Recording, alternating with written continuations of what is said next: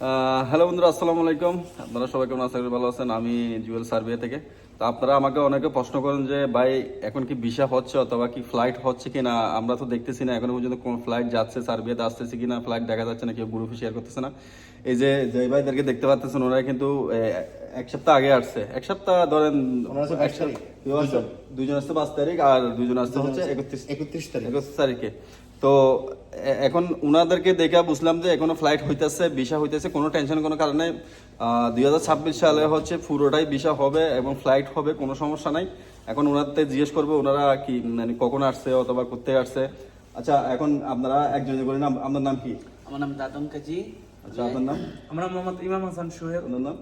রিফাত প্রধান। মোহাম্মদ আরিফ। আচ্ছা, আপনারা যে আসছেন মানে সার্বিয়াতে আসছেন মানে কতদিন হয়েছে? আমি 21 তারিখ সপ্তাহ 10 দিন হয়েছে। আর আপনিও?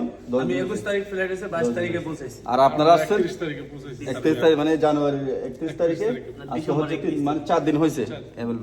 দেখেন ওনারা হচ্ছে ওনারা 4 দিন আগে আসছে, ওনারা 10 দিন আগে আসছে, ঠিক আছে। আমি কিন্তু ডাইরেক্ট আইসা ভিডিও করে ছাড়তেছি যাতে আপনারা বিষয়টা বুঝতে পারেন। যারা অনেকে বলতেছে যে সার্বিয়ার বিষয় হচ্ছে না, যেগুলো প্রচারণা করতে সবকিছু ভুয়া, মানে সত্য না, এই যে এটাই হচ্ছে তার প্রমাণ। লোক আসতেছে, এখনো কোনো সমস্যা নেই। আসলে বাংলাদেশ থেকে অনেকে অনেক কিছু বলে, হ্যাঁ, অনেকে হচ্ছে ভুল নিউজ প্রচার করে ভিসা বন্ধ হয়ে গেছে।